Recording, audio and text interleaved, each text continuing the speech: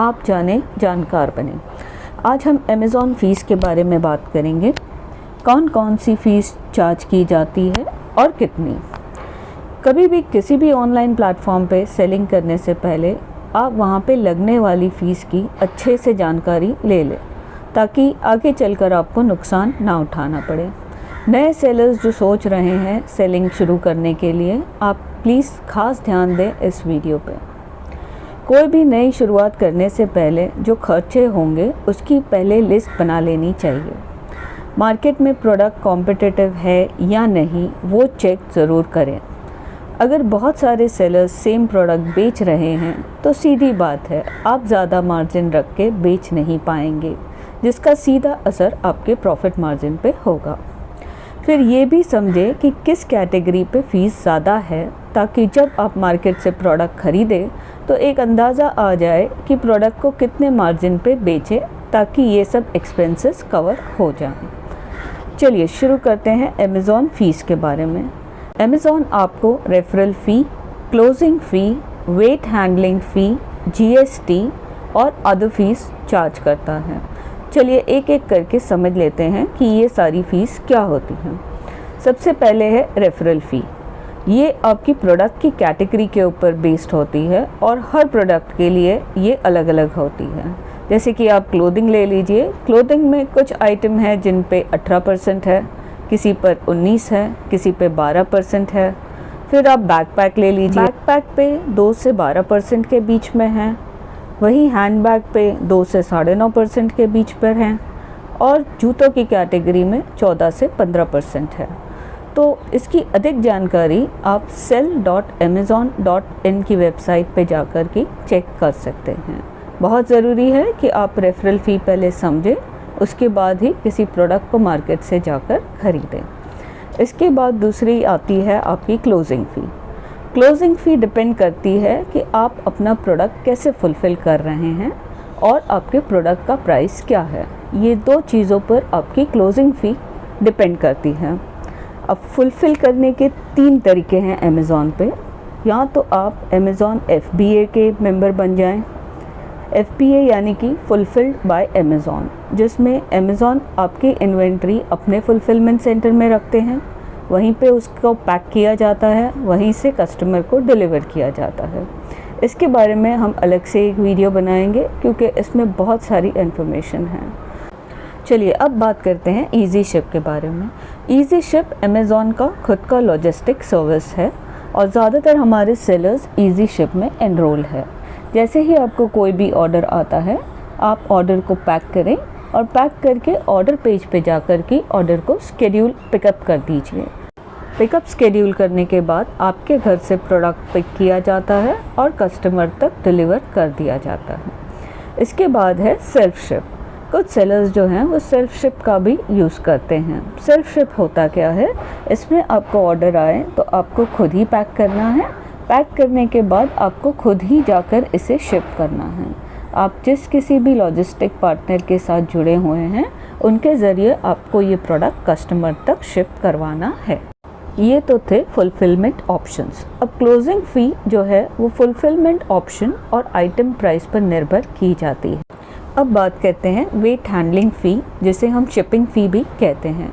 जब भी आपको कोई ऑर्डर आता है आप उसे शिप करते हैं। जब आप उसे शिप करते हैं तो आपको शिपिंग फ़ी देनी होती है। अब ये शिपिंग फ़ी 2 चीज़ों पर निर्भर करती है। एक आपके कस्टमर का लोकेशन, दूसरा आपके प्रोडक्ट का वेट। चलिए एक एक करके समझ लेते हैं। कस्टमर का लोकेशन यहाँ तो आपका लोकल होगा या आपका रीजनल होगा या फिर आपका नेशनल होगा। अब लोकल क्या होता है? लोकल ये होता है कि आप जिस सिटी में हैं आपको उसी सिटी से ऑर्डर आए, यानी आपके आसपास के एरिया से आपको ऑर्डर आए तो वो होता है लोकल। जैसे मैं मुंबई में हूँ और मुझे मुंबई के ही सिटी से ऑर्डर आ गया है तो वो चला जाएगा लोकल के अंदर। अब मान लीजिए मैं पूना में हूँ और मुझे ऑर्डर आ जाए मुंबई से, तो ये कहा जाएगा रीजनल, क्योंकि मुंबई और पूना दोनों एक ही स्टेट महाराष्ट्र में हैं। उसी तरह समझ लीजिए आप पटना में हैं और आपका ऑर्डर आ गया मुजफ्फरपुर से। पटना और मुजफ्फरपुर दोनों बिहार में हैं, जो कि दोनों एक ही स्टेट में आते हैं, तो ये हो जाएगा आपका रीजनल। इसी तरह नेशनल, जो एक स्टेट से दूसरे स्टेट का ऑर्डर होता है। मान लीजिए कि आप बिहार में हैं और आपको ऑर्डर आ गया महाराष्ट्र से, तो ये एक स्टेट और दूसरे स्टेट के बीच में ऑर्डर है, इसके लिए इसे कहते हैं नेशनल। अब ये तो था आपका शिपिंग लोकेशन। अब बात करते हैं आइटम के वेट के बारे में, यानी कि आइटम की साइज़ के बारे में। समझ लीजिए आप एक स्टैंडर्ड आइटम बेच रहे हैं। स्टैंडर्ड आइटम जो साइज़ में छोटी होती है और हल्की होती है। मान लीजिए आप एक टी शर्ट बेच रहे हैं जो 500 ग्राम के अंदर है। अगर आपको लोकल से ऑर्डर आता है तो उसका आप 40 रुपये देंगे, अगर रीजनल से आता है तो 51 रुपया देंगे और नेशनल से आता है तो 72 रुपये देंगे। जैसे जैसे वेट बढ़ते जाएगा वैसे वैसे इसका रेट भी बढ़ते जाएगा। चलिए आगे बढ़ते हैं और जानते हैं अदर फीस के बारे में। अदर फीस क्या होती है? अमेज़ॉन में जब आप FBA में एनरोल करते हैं तो उसके लिए आपको अदर फीस चुकानी पड़ती है। इसके बारे में हम एक अलग से वीडियो बनाएंगे। अदर फीस में आपके एडवर्टाइजमेंट चार्जेस भी होते हैं। अगर आप किसी तरह का एडवर्टाइजमेंट लेते हैं अपने प्रोडक्ट को प्रमोट करने के लिए तो वहाँ पर भी ये अदर फीस अप्लाई होती है। इसके अलावा आपको लगता है 18% GST। चलिए अभी एक उदाहरण ले लेते हैं जिससे पूरा कॉन्सेप्ट आपके लिए क्लियर हो जाए। चलिए मान लेते हैं आप एक टी शर्ट बेच रहे हैं 600 रुपये में, जो आपने मार्केट से 250 रुपये में ख़रीदी है। अब इस ऑर्डर पे आपको देनी होगी रेफरल फ़ी, क्लोजिंग फ़ी, शिपिंग फ़ी, GST और पैकेजिंग चार्जेस। एक एक के बारे में बात कर लेते हैं। रेफरल फ़ी जो है वो नहीं तो 15% है इस कैटेगरी के लिए।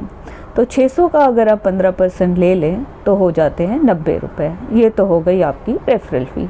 क्लोजिंग फ़ी डिपेंड करती है आपके फुलफिलमेंट चैनल पे और प्रोडक्ट के कॉस्ट पे, तो ये हो जाती है लगभग 30 रुपये। अब बात करते हैं GST की। अमेज़ॉन आपसे 18% GST चार्ज करता है जो सर्विस वो प्रोवाइड करते हैं उनके लिए। तो ये डिपेंड करता है आपकी रेफरल फ़ी और आपकी क्लोजिंग फ़ी पे। जब हम रेफरल फ़ी और क्लोजिंग फ़ी को जोड़ लेते हैं उसका जो 18% अमाउंट निकलता है वो है आपका GST। ये GST भी आपको फ़ीस के तौर पे चार्ज किया जाता है, जो कि बाद में आप जब रिटर्न फाइल करेंगे तो इनपुट क्रेडिट में आपको वापस मिल जाएगा। एक बात का ध्यान रखें, ये जो आप 18% GST दे रहे हैं ये अमेज़ॉन की सर्विस का GST है। आप जो गुड्स बेच रहे हैं, जो टी शर्ट बेच रहे हैं, उसके लिए आपको अलग से सरकार को 5% GST देना होगा। तो इस ऑर्डर पे आपको नहीं तो 21 रुपये 50 पैसे का GST लगेगा लगभग। आगे चलते हैं और जानते हैं शिपिंग चार्जेस के बारे में। मान लीजिए कि ये आपका नेशनल ऑर्डर है, तो जैसे कि हम टेबल में चेक कर रहे हैं, नेशनल ऑर्डर के लिए आपको शिपिंग चार्जेस हैं 72 रुपये। अलावा इसके आप जब प्रोडक्ट पैक करते हैं तो प्रोडक्ट पैक करने के लिए आपको मटेरियल लगता है, वो मटेरियल का भी एक अंदाज से आप 10 रुपये पैकेजिंग चार्जेस भी ऐड कर लें। अब ऐड करके देखते हैं कि आपका एक्सपेंस कितना हुआ। रेफरल फ़ी है 90 रुपये, क्लोजिंग फ़ी 30 रुपये, GST 21 रुपये 50 पैसे, शिपिंग के चार्ज 72 रुपये और पैकेजिंग का 10 रुपया। तो कुल मिला के हो गए 223 रुपये 50 पैसे। अब आपको सरकार को इस पे 5% GST भी देना है, जो कि हो जाएगा लगभग 30 रुपये। तो आपका टोटल एक्सपेंस हो जाएगा 253 रुपये 50 पैसे। अब अगर आप ये प्रोडक्ट 600 रुपये में बेच रहे हैं तो आपका मुनाफा कितना होगा? चलिए कैलकुलेट करते हैं।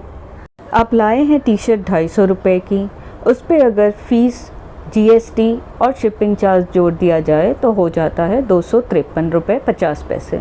तो जो आपका टोटल कॉस्टिंग होगा वो होगा 250 रुपये प्लस 253 रुपये 50 पैसे, जो कि हो जाते हैं 503 रुपये 50 पैसे। अब अगर आप इस प्रोडक्ट को 600 रुपये में बेच रहे हैं तो आपका प्रॉफिट होगा 96 रुपीज़ 50 पैसे। चलिए अब कुछ हिडन चार्जेस के बारे में भी बात कर लेते हैं। सबसे पहला हिडन चार्जेस है कि आपको GST फाइल करना है। अब GST फाइल आप CA से करवाएंगे या फिर खुद करेंगे। खुद करते हैं तो बहुत ही अच्छा है, आपको कोई फ़ीस देनी नहीं होगी, लेकिन आप CA से करवाएंगे तो सीधी सी बात है आपकी वहाँ पर फीस जाएगी। ये हुआ आपका पहला एक्स्ट्रा खर्चा। दूसरा एक्स्ट्रा खर्चा, बहुत सी बार ऐसा होता है कि प्रोडक्ट रिटर्न आ जाते हैं। तो जब प्रोडक्ट रिटर्न आते हैं तो आपको प्रोडक्ट भेजने का और प्रोडक्ट वापस आने का दोनों तरफ का शिपिंग चार्जेस देना होता है। ये हो गया आपका दूसरा नुकसान, क्योंकि सेल तो हुआ नहीं, प्रोडक्ट वापस आ गया, लेकिन आपने प्रोडक्ट को भिजवाया उसके लिए भी शिपिंग देनी पड़ी, प्रोडक्ट वापस आया उसके लिए भी आपको शिपिंग देनी पड़ी। तो ये भी आपको आपके प्रॉफिट में ही कंसिडर करना होगा। तो जब भी आप प्रोडक्ट बेचें या कोई भी प्रोडक्ट नया लिस्ट करने जाएं, ये सारी कैलकुलेशन ज़रूर करें। अब तीसरा हिडन कॉस्ट वो है कैंसिलेशन फ़ी। कैंसिलेशन फ़ी कब लगती है? आपका प्रोडक्ट बिक गया है, आपको ऑर्डर आ गया है, लेकिन आपके इन्वेंट्री में वो प्रोडक्ट ही नहीं है। आपने चेक किया, आप आउट ऑफ स्टॉक है, आपके पास वो माल नहीं है। इस परिस्थिति में आप क्या करेंगे? आपको ऑर्डर कैंसिल करना पड़ेगा। अगर आप ऑर्डर एस्टिमेटेड शिप डेट से पहले कैंसिल करते हैं तो आपको 100% रेफरल फ़ी देनी होगी। हमारे टी शर्ट के एग्जाम्पल में ले लीजिए, अगर आपकी 600 रुपये की टी शर्ट है, उस पर 15% रेफरल फ़ी है, जो कि हो गई 90 रुपये। तो आपको इस ऑर्डर पे कैंसिलेशन चार्ज 90 रुपये देना होगा। और अगर यही ऑर्डर आप एस्टिमेटेड शिप डेट के बाद कैंसिल करते हैं तो आपको इस पर 150% जो है कैंसिलेशन फ़ी देनी होगी। 150% मानेंगे तो कितना हो जाएगा? लगभग 120 रुपये। इससे बचने के लिए आप हमेशा अपनी इन्वेंट्री चेक करें और सही इन्वेंट्री सेलर सेंटर पे अपडेट करें। चलिए इस वीडियो को यहीं समाप्त करते हैं। उम्मीद करते हैं कि दी गई जानकारी आपके काम आए। वीडियो को देखने के लिए आपका बहुत बहुत धन्यवाद।